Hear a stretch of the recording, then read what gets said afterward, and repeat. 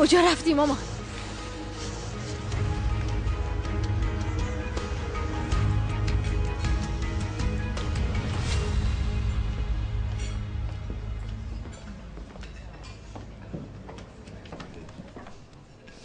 من به سورپرایز زیاد عادت ندارم. خوش اومدی. بیا. ببخشید. تازه دیروز مشخص شد که قراره بیام ازمیر. برای کار اومدی؟ برای کار. آره برای کار. داری دروغ میگی. نتونستم نه؟ باشه پس بذار راستشو بگم دلم برا تنگ شده بود. با اولین پرواز اومدم. میخوای سفارش بدیم؟ باشه.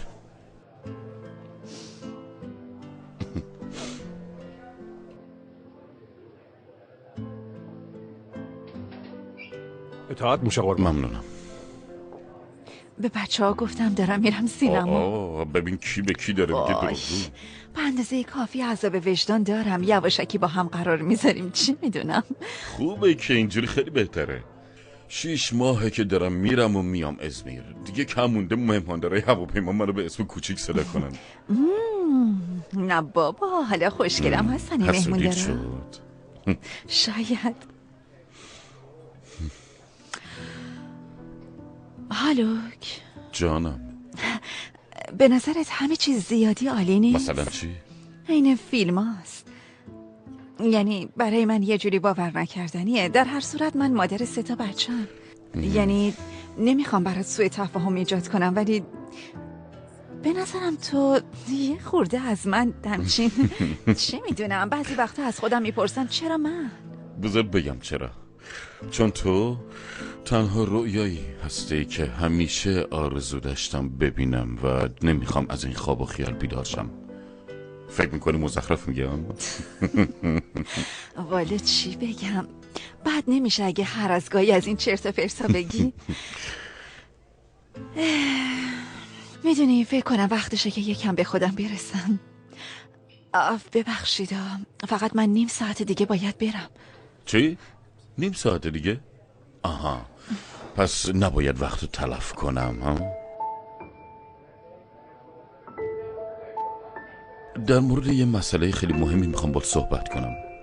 انگار خیلی جدی شدم. آره نه دارم گوش میکنم. بگو.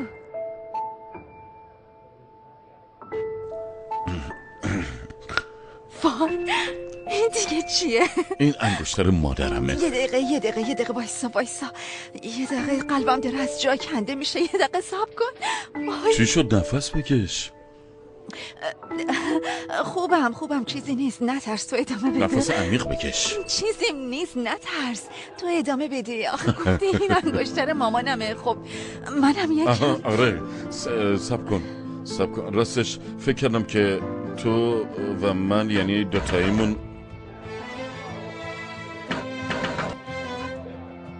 مامان نازلی تو اینجا چی کار میکنین؟ این چیه؟ نازلی جان آروم باش. اول آشناشین بعد. دروغگو. مثلا رفتی سینما؟ آره فیلم اصلی اینجا بازی میشه. نازلی جون مردم دارن نگاه میکنن. زشت. همتون نگاه کنین. این آقا داره به مادرم پیشنهاد ازدواج میده. تو کی هستی؟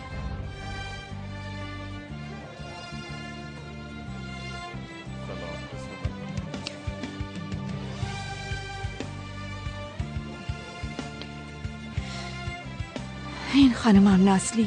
اینم انگشتره. این انگشتر چیه؟ اینجا دارین چه نقشه‌ای میکشی؟ نازلی داری شورشو در میاری ها. من شورشو در میارم؟ داشتی بدون اینکه ما بفهمیم ازدواج میکردی. مگه میشه؟ دخترم میخواستم با شما هم آشناش کنم. کی اون وقت مامان؟ بعد عروسیتون؟ پاشو میخوایم بریم. باشه به اندازه کافی آبرومون رفت. برو بیرون.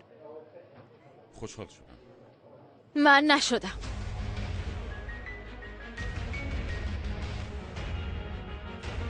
امیدوارم دیگه هم دیگه رو نبینیم. هالوک خان.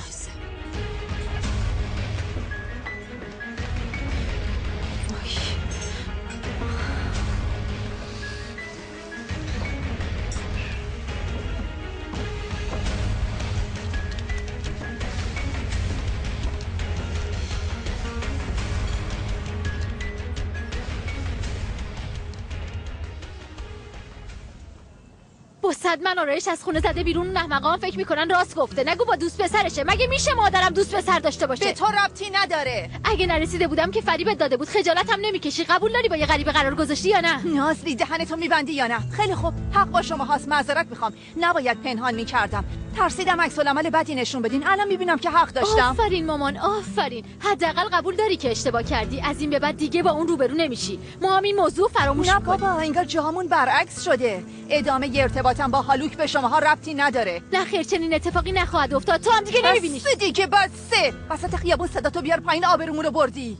الان بهت میگم میخوام چی کار کنم. الان میرم پیش هالوک و امشب میارم خونه و تو هم ازش عذرخواهی میکنی و این شب لعنتی رو تموم میکنیم. نازلی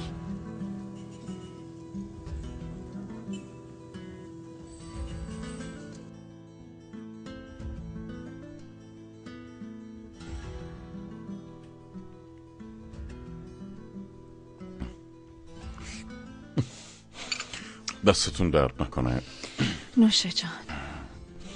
حالا از این به بعد عمو هالوک صداتون کنی؟ داداش هالوک هم میتونین صدام کنین، البته هر جوری که راحت هستین. شایدم بابا هالوک صدات کردیم. مگه پیشنهاد ازدواج نصف کاره نمونده؟